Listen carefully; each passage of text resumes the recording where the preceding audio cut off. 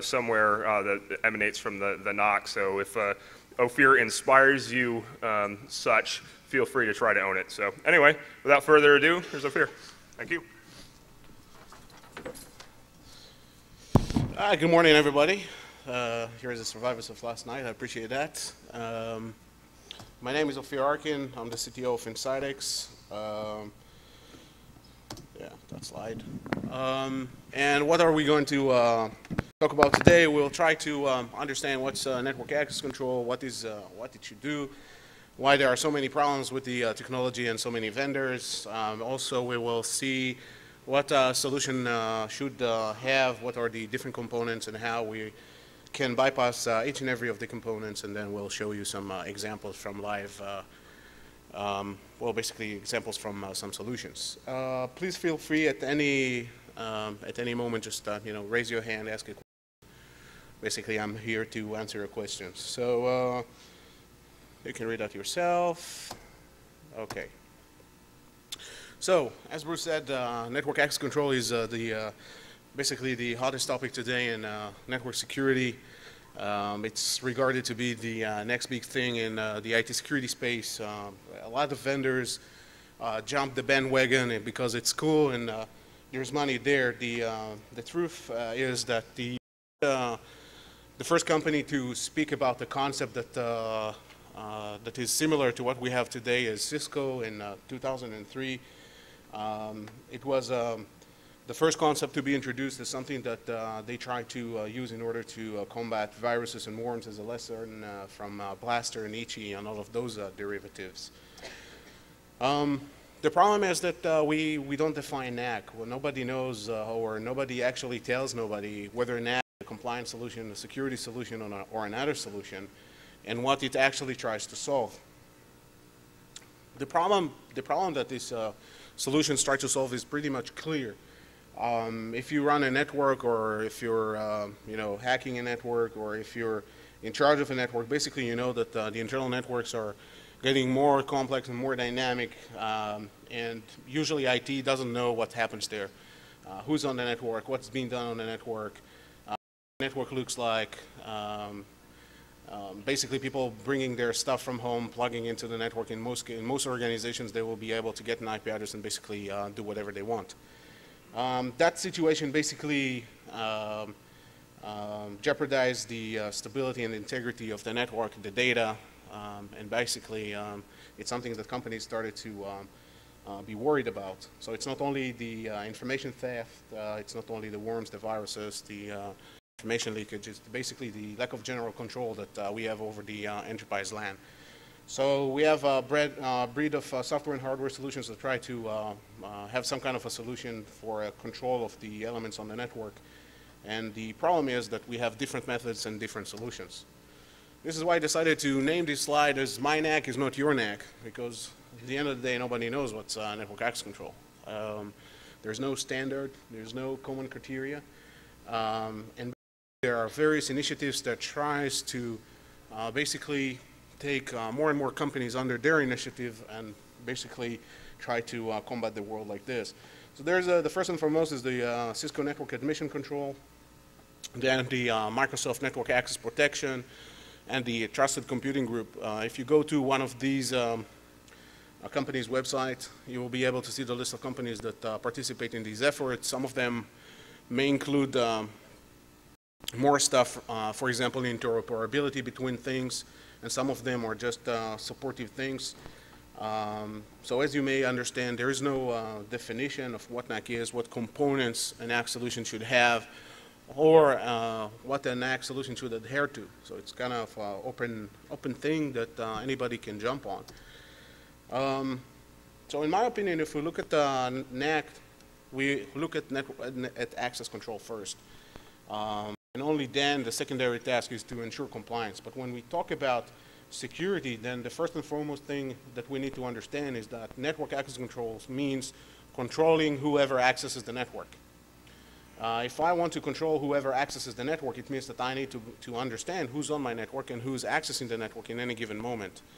And that basically is the root of all evil with most of the network access control solutions, because they don't look at angle, they just look at the compliance angle, and at the end of the day, they just say, well, we will make certain that the element is compliant with a certain policy that you have. Usually it involves Windows, usually it involves the elements they can access or put an agent on, and they stop at that point. But network access control is more of a controlling access to the network and then a compliance solution. And we need to understand that, because if I just have a compliance solution, then it's not really about, it's really about controlling access. Why do you say that they're not about access control? They are about access control, but most of the NAC solutions out there don't look at that particular angle. What they're doing, and I'll show that later, what they're doing is that they're going to tell you, okay, install agents on Windows-based machines, and we will check that those Windows-based machines are compliant with a certain policy. But if you plug in a Linux machine, they'll not know about that and don't do anything about it. As the presentation will progress, you'll see more and more examples that basically you'll see that you have an ability to plug in your system, and those solutions will completely ignore your system or would not have the ability to do these type of checks, or basically not know that you're there.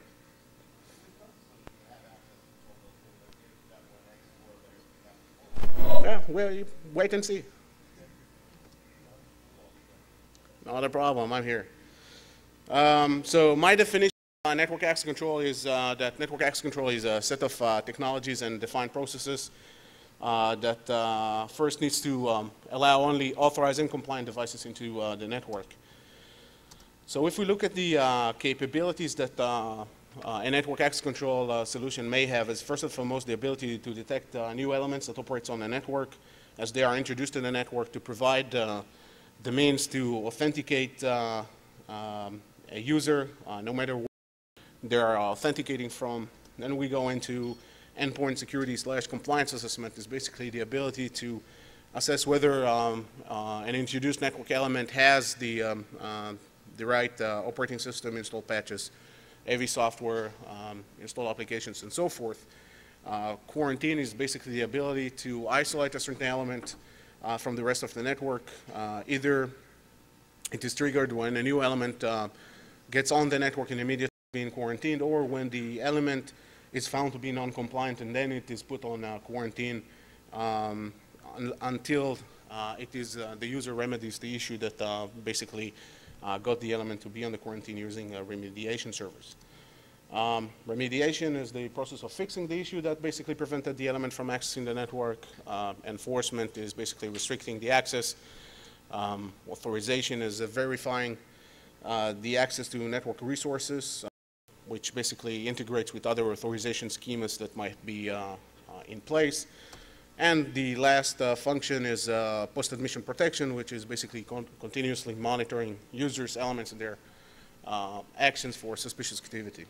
Now, basically, there are a lot of functions that may or may not inside a network access control. As far as I believe, there are some things that may or may not be belonging to a network access control solution.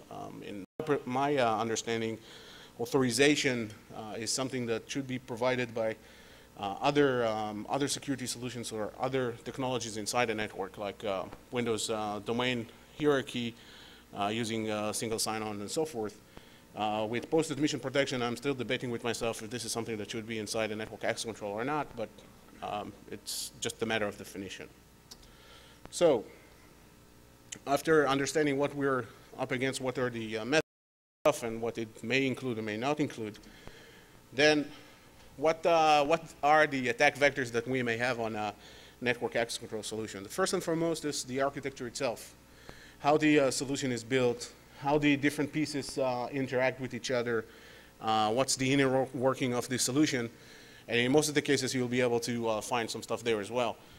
Then we look at the technology that is being used with a network access control solution, how it does element detection, how it performs quarantine, what are the enforcement capabilities, what it's capable of doing in endpoint security assessment, etc. And then we look at the components themselves as a security, as a technology. Any component of the solution can be attacked, mostly client-side software, and I'll show you examples of that, and server-side software and hardware that can be attacked as well. Questions until this point? No questions. Okay, cool. So, starting Element detection, basically, element detection is one of the core features that must be supported by any NAC solution. And I've written basically two definitions of element detection. One of them says element detection provides the ability to detect a new element operating on a network, and the other says element detection must detect in real time a new element as it attempts to attach itself to the network. There is a big difference here between definitions.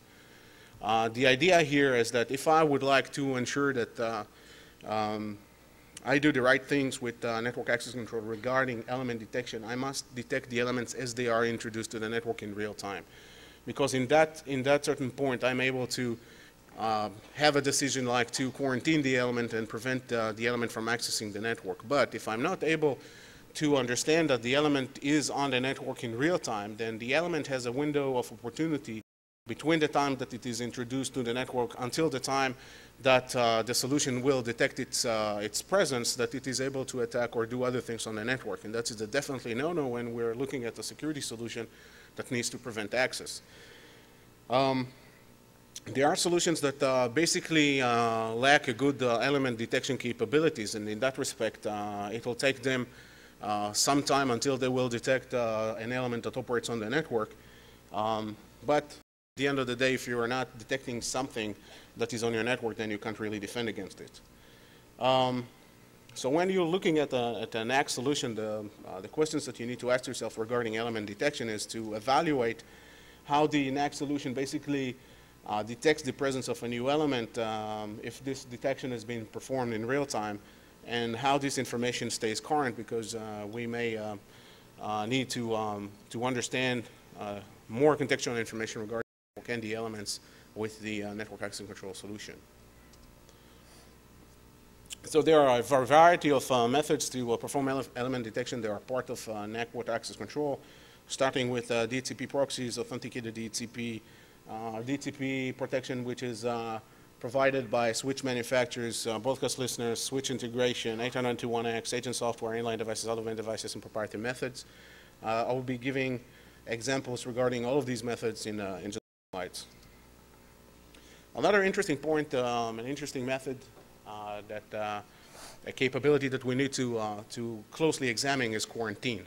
Basically, with quarantine, there is a variety of methods that allows an element to be isolated from the network. One of the things that we need to remember is that quarantine holds the soft targets of the network. Basically, their level of security is the lowest all of the elements that operates on the network, and they are aggregated usually in a certain subnet or in a certain area. That makes a perfect attack vector as well. But even before that, we need to assess how the quarantine mechanism works and whether or not this quarantine mechanism is bypassable. Another key point which I started to talk about is that quarantined element has the lowest level of security, and the biggest problem here, able to interact with other quarantined elements. This means that the quarantine area is a shared medium which allows one of the other to speak to each other. Now, if I'm an attacker, I would like to get onto the quarantine area if it is a shared medium, because that would make me see all the other soft targets that that particular network has, and would allow me to try to attack them, and there will be the lowest hanging fruits of the network itself. So for me, it would be the easiest way to try to attack the network. Attach my machine, get on the quarantine, try to attack the lowest hanging fruits, to try to inject what I have, hopefully not being able to be detected. And at the end of the day, I did my job because I was able to infect some machines of that network when I got access to the network. So one of the biggest issues here is making sure the quarantine is not a shared medium, and if it is, then you have a big problem, in my opinion. But if NAC's working, isn't the quarantine guess you wouldn't care about them anyway? No, because at the end of the day, your phrase that NAC is working, it depends how it works.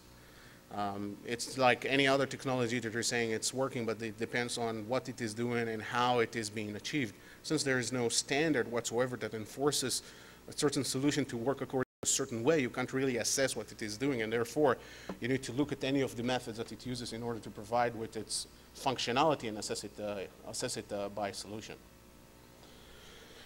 So there are some ways to perform quarantine. Some of them are really bad, such as dedicated subnets, dedicated VLANs. These are shared quarantine, shared medium quarantines. Dedicated VLAN is another bad thing, since this is a paired port policy. This also means that you can't hook up more than a single element to that particular port. I would be happy to meet an enterprise that has this actually done, meaning that they have a single element per port. From my experience, that never happens. There's the better way to do quarantine is to have dedicated private VLANs.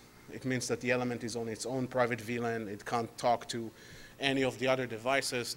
Be done on higher end switches like the Cisco 6500s that you can actually do this. This also involves with putting ACLs in place that make that happen. And there are other ways to do this, such as isolation using layer 3, ACLs, and isolation using layer 2. The problem with layer 3 is that still the local subnet is fully accessible to whoever is put on quarantine using that, and also the fact that they can basically attack the devices there and use them as an access proxy to other parts of the network. Of course, this also holds true for dedicated subnets and dedicated VLANs, because they are also shared mediums and they can still suffer from the same stuff. So when you examine a solution, you need to ask yourself a lot of questions regarding quarantine mechanism. The way it operates, is it a shared medium? Can it isolate the device as soon as it is detected to be as soon as it tries to attach itself to the network, because then basically that device will not be able to do anything unless the NAC solution will allow it to. Does it allow to use specialized hardware? Does it use switch integration to get the information about the new element, and also to put the element on a dedicated VLAN? And can it quarantine virtual machines, which is found more and more in enterprise networks? One of the interesting stuff here is some of these solutions basically rely on the switch capability to provide with dedicated VLANs that isolate devices. The problem here is that in some organizations, depending on the way the switch infrastructure is being built, it won't be useful to do that, because you're susceptible to VLAN hopping and other things that some of the lower access switches will not be able to protect against. So not all the time when a solution provider comes to you and say, well, we do VLAN isolation, it means that your infrastructure can really do that. As I said before, when you look at the solution, you must ensure that the solution has a private quarantine. The quarantined elements can't talk to each other, and of course can't talk to the network. And as I gave an example before, a PVLAN is a good example of that. Jumping off to enforcement, any questions to this point? Okay, promise examples.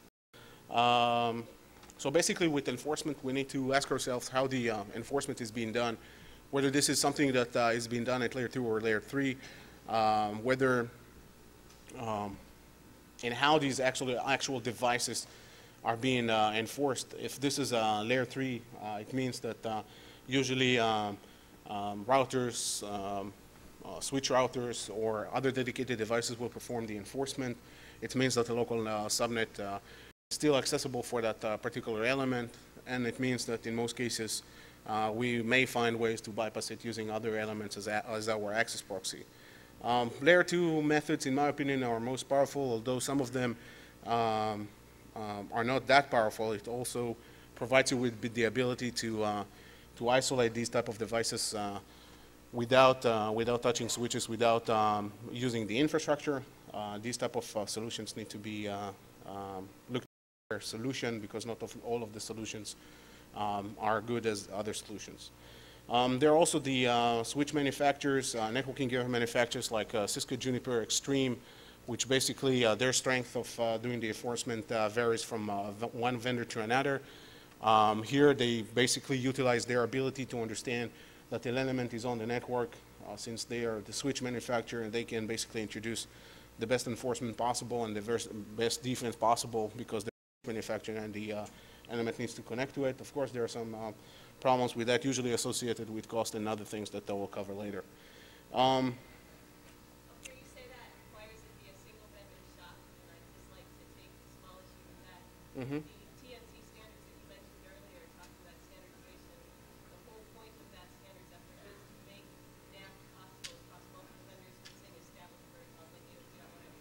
Mhm. So it's not a perfect solution, but it doesn't require. Usually, technically it's true, but usually you'll find Cisco equipment inside most of the big boys networks, and in that case, Cisco is not part of TNG. That said, it doesn't mean that it can't be used in order to do stuff. But if the appropriate software is not deployed on those switches, then you're not able to participate in whatever thing you would like to do with switches.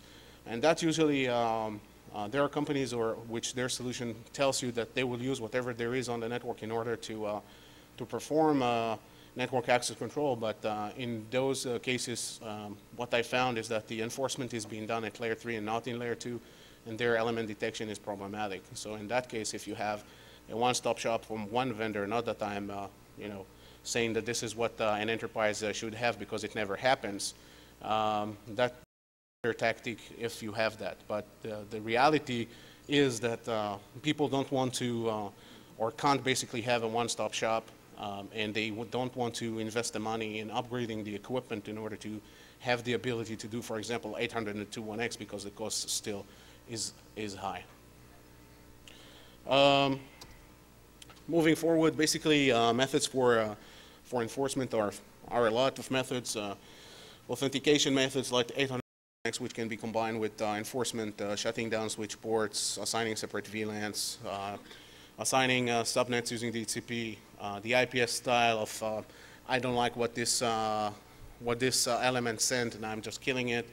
Layer 2, which manipulates ARC tables and other stuff, inline devices, etc. There are basically a variety of methods here that we'll go over in the examples. Going quickly through the endpoint compliance assessment, there are some major issues here as well. Basically, the agent-based versus agentless issue, the managed versus unmanaged elements, the Microsoft Windows versus we have other operating systems as well problem. And basically, these other than the quarantine and enforcement and, of course, element detection, is another extremely important thing to consider. When we look at agent-based, of course, agents provide with wealth of information, the best information that you can basically anticipate from an element. It may detect changes that happens on the element if that agent is capable of. But the other problems is that the biggest issue is the catch-22 issue, is where do we need to install the clients? When you go to an organization and you ask the organization, okay, how many Windows XP Service Pack 2 machines do you have? They say, well, we have about this and that number, and usually they are wrong because they have more. The problem is that most organizations do not know this type of information, and not all of the machines that are Windows-based logs onto the domain and are happy participating in the IT effort. So in most organizations, at least from my experience, between 10 to 25% of all Windows machines will be outside the domain. They are going to be non-manageable. It means that not only that they're going to be outside of the domain, or that systems inside the domain basically will have personal firewalls on that will prevent IT from managing these devices if they don't have GPOs. So basically, the problem of where do I need to install this agent is the biggest problem that agent-based software currently faces. Other interesting considerations that usually security guys don't care about is that this is another client among many, and this also has a performance impact over the element that we install the agent on. If you basically work for a software company that has agents and you do pre-sales, you know companies do not like to install agents on their systems, period.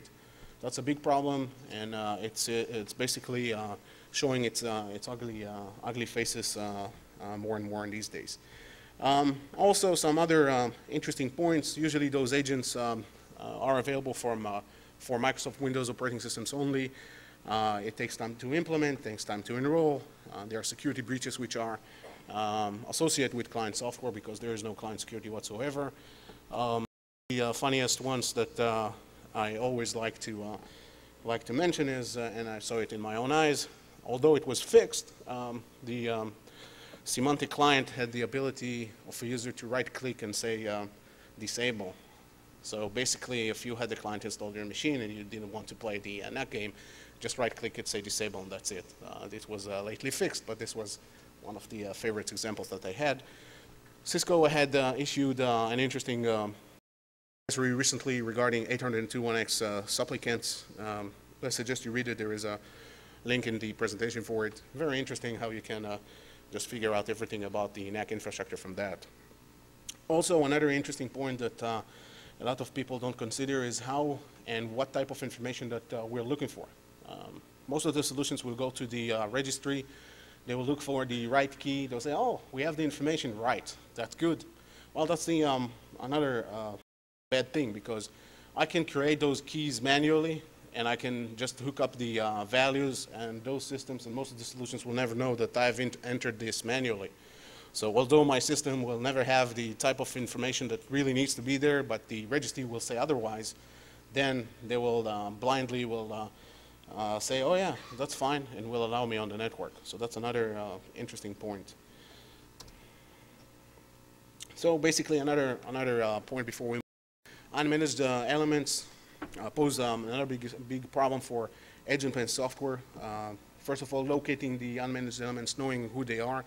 Second of all, most of the solutions today use some kind of a vulnerability assessment capability in order to assess the security of that element. Who can tell me why this is a really, really bad idea?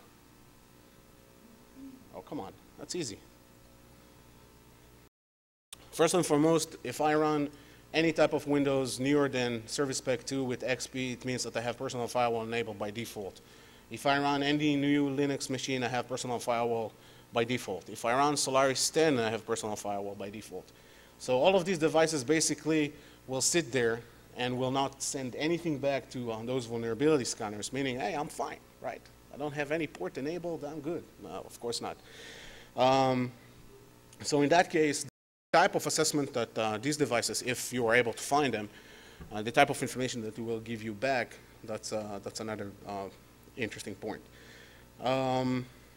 If you look at the agentless solution, then of course the advantages here are pretty much straightforward. There's no need to install additional software, fast deployment, and of course introducing custom checks is really, really easy here. The problem here is that agentless software depends on a certain service accessible in order to provide with the information it needs. And there is a possibility to gather less granular information about the device, depends on which methods you're using for agentless probing. And of course, the information that you probe for also can be spoofed. Unless you, the moral of the story here is that unless you know which are your unmanaged devices and how your network looks like, then in both solutions, agent-based and agentless, you will lose, because you need to assess what you can do and what you can't do, and then make the enterprise adhere to the solution, and not just saying, okay, we have only a certain number of elements that we can check, and we are going to be finished with that. That's a losing strategy. Another possibility of doing checks is using dissolving agents. The only problem here is that you need Microsoft Windows operating system, and you need local administrative rights or power user rights, which not be found for everybody in an enterprise. And that brings us back to an interesting key of our discussion, the key point. Basically, what's the risk? And network access control at the end of the day is a risk reduction solution, because when it makes sure that you're running whatever your organization wants you to run, the type of applications that are out there, the type of patches that they want you to have, this means that this is a reduction solution. The only problem is that your organization might not be fast as it like with deploying patches, with deploying service packs, with putting these onto the machines. And that's also a catch-22 question here, because then people would say, well, I would like to have a solution that will see whether or not there is an attack on the network, like an IPS, and have that integrated with a NAC solution. Okay, that's fine, but if you wanted to have an IPS, then why not buying an IPS and not buying network access control? Because if you can't ensure that the type of patches are installed on the machines and the type of service specs are installed and the type of security that you would like to ensure on the endpoints is not there, so your network will be problematic as is, and that doesn't really relate to network access control. It will relate to the way that you do management of your network. Okay, so one last theoretical slide. For clients, this is the advisory from Cisco regarding their problem with the 802.1x applicants. It's really, really funny. Also, there's a new trend that I'm seeing happening is that there's a talk at Black at Amsterdam next week about someone who basically reversed engineered the whole Cisco NAC protocols, and basically he's able to inject whatever type of feedback through the questions that he's being asked by the Cisco ACSs. So that's really cool because you can just come with this type of thing, inject back the type of information they expect you to, and basically be on the network without any problem. I have a question there.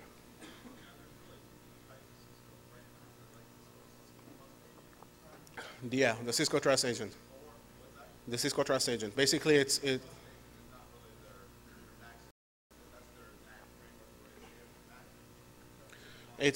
not only the CTA. It's as far as I understand, and I haven't seen the talk yet because I couldn't get a leaked presentation of that. But it's not only the CTA. It's also other stuff. They have like 5 or 6 different clients, and most of them use the same engine. At least 4 of them. So that's going to be interesting. Okay, questions? No questions. Okay. Yeah. The CTA, the CSA, not the one that they bought from Meeting House, and I think the rest of the bunch are also using the same stuff. If you look at their advisory about the 802.1x applicants, you are able to see all the list of all agents because they were all vulnerable. And except for the Meeting House one, I believe that everyone uses the same engine. But again, that's the type of stuff I've heard, and I haven't seen the presentation yet.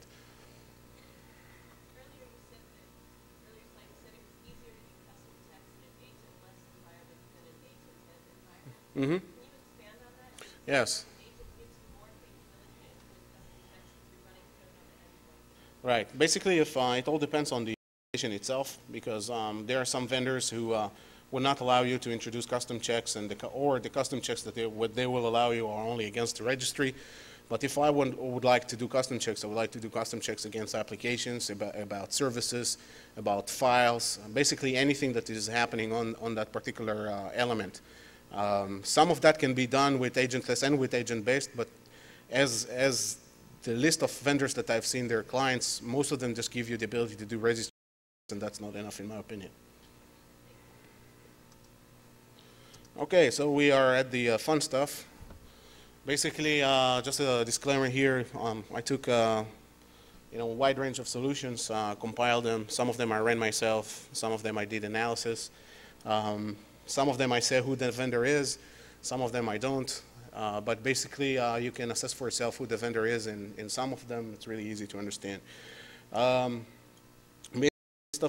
list of examples is quite long. There's the Dtp proxy with additional gateways, Dtp proxy with authentication, Dtp proxy which is protected by the switch. As you can see, there's a lot of Dtp proxy. Broadcast listeners, NAC with integration with switches, 802.1x, Cisco, inline devices, and out-of-band devices. So, okay, let's start. The most easiest one to understand, comprehend, and that my mom and dad can bypass is Dhcp proxy. Although in my dad's case, it's really hard for him to do other tasks, so I don't know if he can change the IP address. Sorry, Dad. So basically, Dhcp proxy approach is by putting a Dhcp proxy in front of the Dhcp server of the organization. It will answer for the Dhcp broadcast requests and basically intercept them before they hit the DTP server. It will assign usually a non-routable IP address to the element. The element would have to have an agent on it, and will, in some cases, configure the routers with access list preventing that particular IP addresses and subnet that they hand the IP from routing. Then it will probe for an agent, will do the tests. It will pass. If not, it will perform remediation. Release and renew will get it to do a recheck. And if it's fine, basically it will be assigned a real IP address on the network. So this approach is, if you look at the scalability and the ease of use and how fast this can be done, this is really easy and fast. And we know that most organizations use Dhcp, especially for the client system, so it looks very appealing. The problem here is that, first and foremost, not all devices are using Dhcp, and it means that if you don't use Dhcp, then your machine is not going to be detected by this type of solution. Also, if you assign yourself a static IP address, you're not going to be detected. So basically, we are looking at a solution that looks only at those machines that use Dhcp.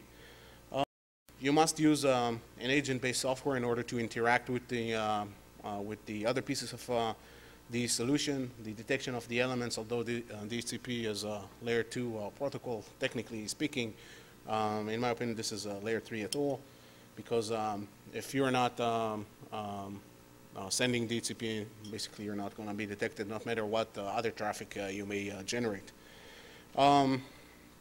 There's also a problem of how enforcement is being done. This relay on the routers.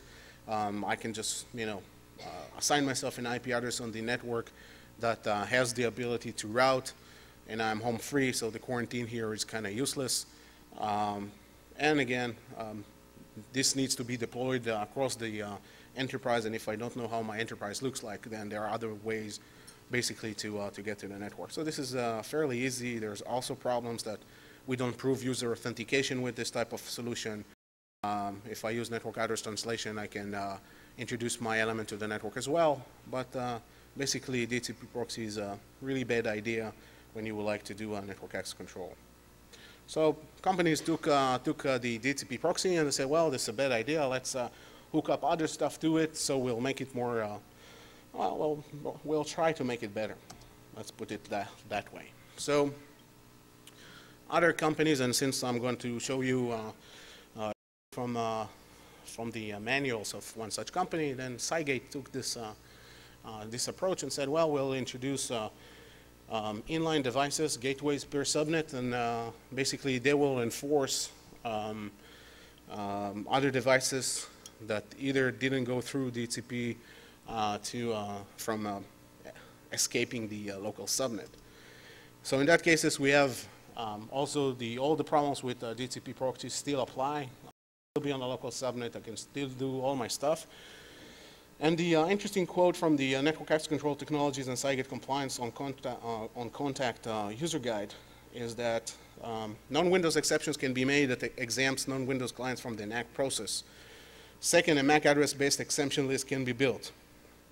That's really cool. So if I'm running a system that is not Windows, and there's no agent whatsoever that can be introduced there, basically all I need to do is tell my my security guys, I'm using Linux, please put my MAC address on this exception list, and I'll be fine. The problem here is, and this is really something that you'll see repeating, it's really easy to just take out of the network one such element, spoof the MAC address, and basically get the same access rights to the network.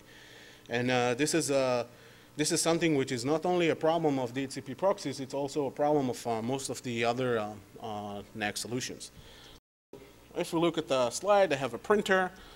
I put my rogue device. It can be whatever I want. Basically, it gets the same access rights as the printer. As a side note, the printer shouldn't send traffic through the router, but it can be an IP phone. It can be an IP camera. Bless you. It can be whatever you would like. It doesn't really matter what it is.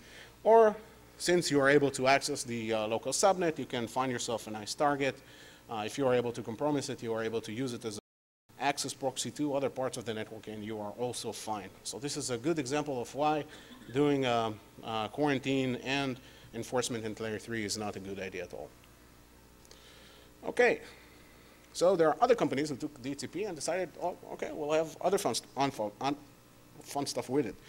So what they have done is that they completely replaced the DTP server, and they introduced their own way to do authentication plus DTP. So how that actually works. Basically, the user is requesting a DTP address. Among the parameters that it gets with the DTP reply is DNS IP, which basically is off either the same box or an authentication portal. It tries to browse the web. It is redirected to an authentication portal that asks for the username and password of that particular user, checks it against the whatever user data storage they have. If it is fine, it creates some checks, either using an agent or either using external vulnerability scanners, and according to those, do remediation or not. So this is really, sounds like nice. Of course, you know, theoretically speaking, may authenticate any operating system, et cetera, et cetera, et cetera, suffers from all the other DTP stuff problems, but the most interesting thing is that what if I want to introduce my rogue DTP server?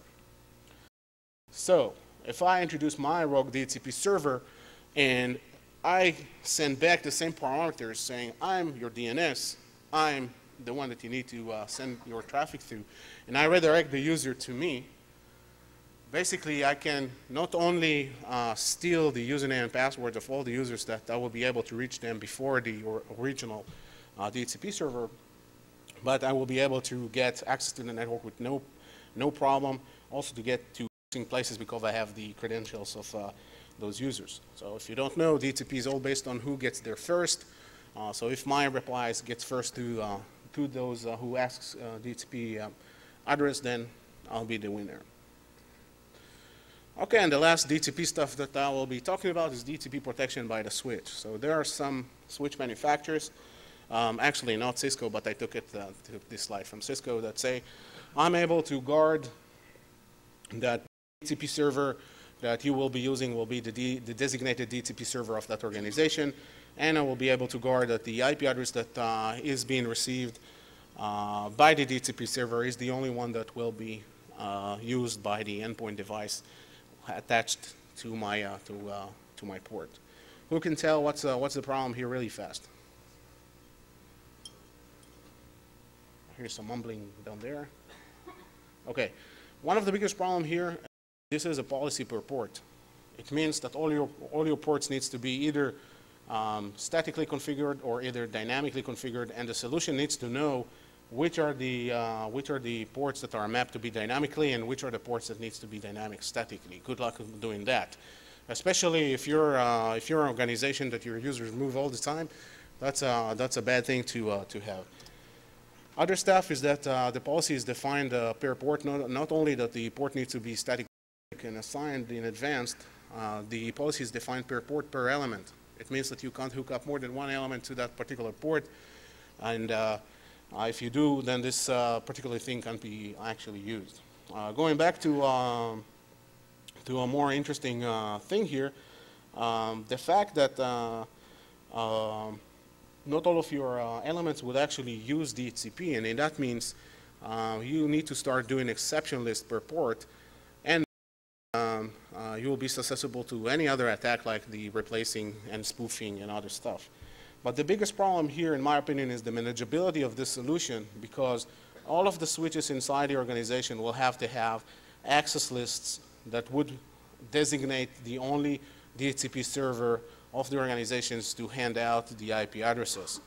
If you're not able to pool all of those access lists across the entire switch infrastructure, and any rogue DHCP server will able to inject the type of packets that would allow the endpoint device to have another IP address, because all of this is basically protecting the DHCP server as the one source that can handle IP addresses, and protecting the client getting the answers from that particular DHCP server. So if I'm not able to basically control all of my infrastructure and put all the ACLs across all of my infrastructure, and I will be able to put a DHCP server not even a DHCP server.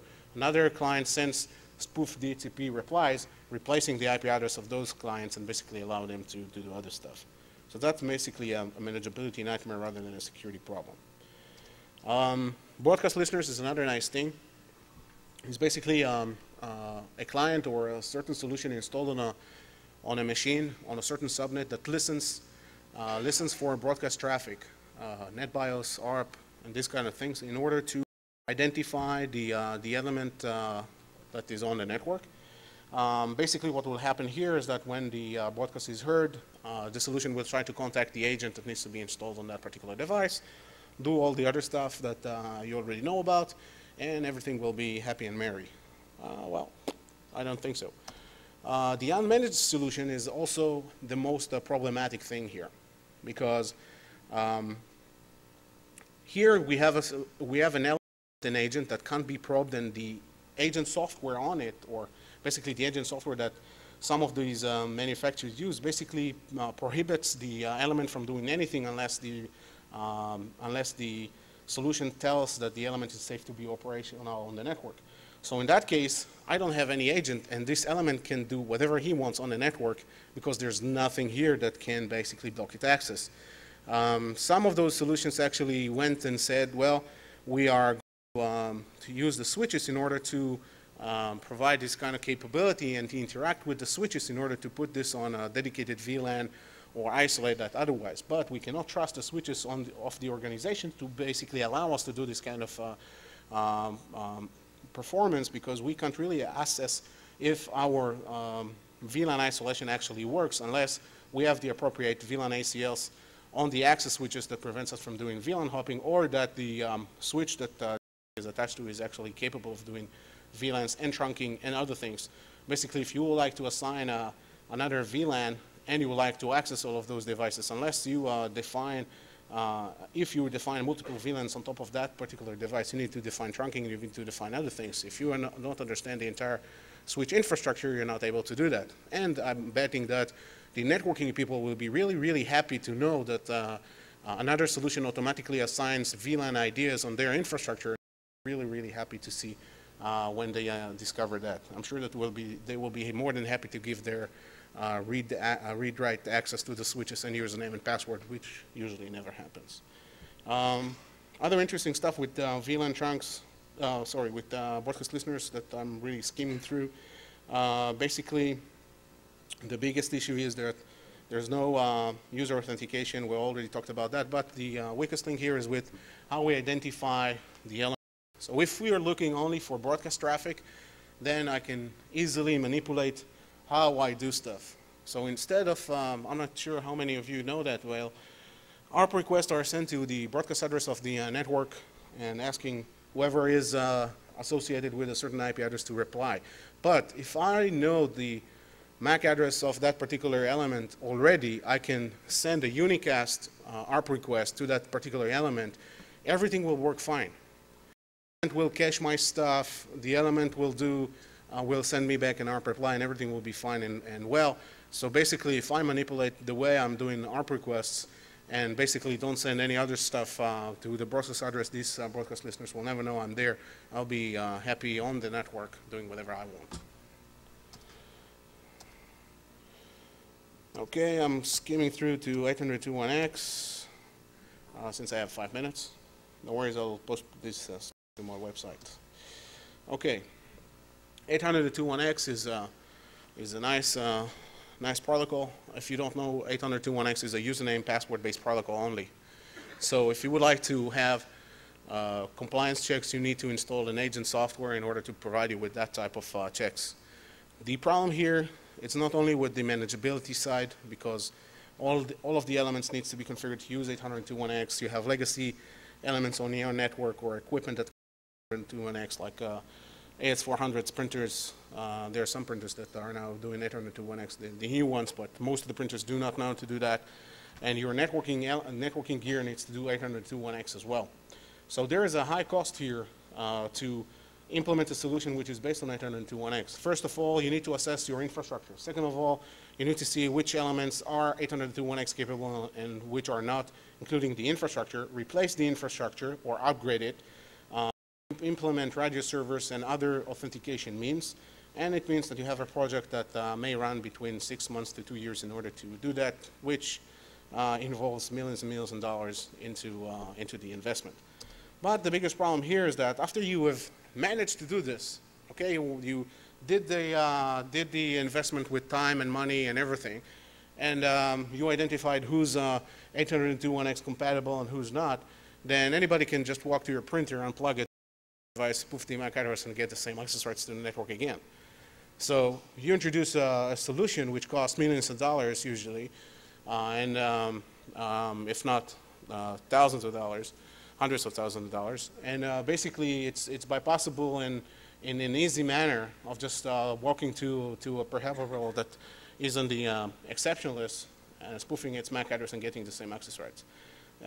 Another big problem with these solutions, because they lack the type of contextual information about the network, they can't really detect network address translation devices or the presence of them. So virtualization in that means doing NAT and virtualization will bypass that, these solutions as well. And at the end of the day, what happens with 802.1x that is usually companies will buy a switch or two for their wireless side, or will buy a wireless access point that will do 802.1x, will put the 802.1x clients on those machines that only do wireless access, and that's it. So it will be only a part of the network, not as a network-wide implementation, because of these problems, because of these issues, that basically you do this implementation, you invest your time and effort, you manage to go over the interoperability problems with all of the components that you need to have in order to do 802.1x, and at the end of the day, someone can come just spoof a MAC address and be on the network. Last one that I'll do before they kill me for the time, and then I have time for quick questions. There are switch manufacturers that basically offer you a solution that supports network access control. Usually it means that you will need to have the same switch gear from the same manufacturer. You will still suffer from the same problems as exception list as before. Virtualization and network address translation will kill you at the end of the day. And the cost is another major thing that will happen to you there. So at the end of the day, you will have a solution that costs you a lot of money, but still users will be able to access the network without a problem. There are more slides here that talks about inline devices, out-of-band devices, NAC framework, and other things that, from time constraints, I can't really speak about. But if you have any question that you would like me to answer, I'll be more than happy to answer. Yes. So what should people do? What should people do is first, understand why they need network access control. If they want to make sure that only authorized elements operates on the network, and then that they are compliant with the policy, then it's one thing to understand. First, understand what you want from the solution.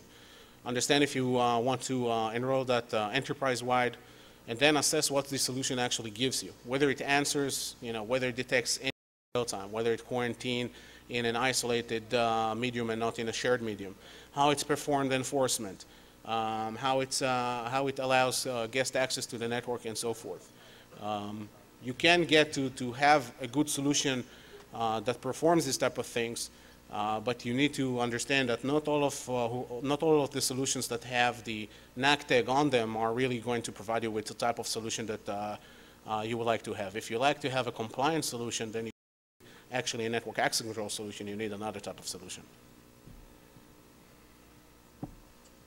What type of solution has been the most difficult to actually try to bypass?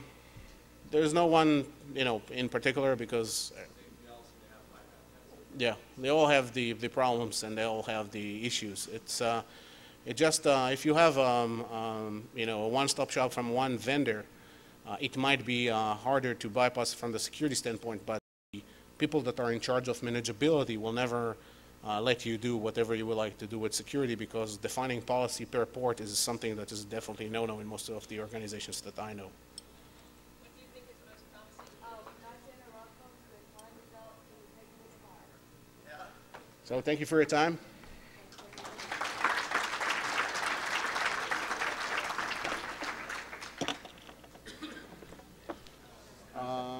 No.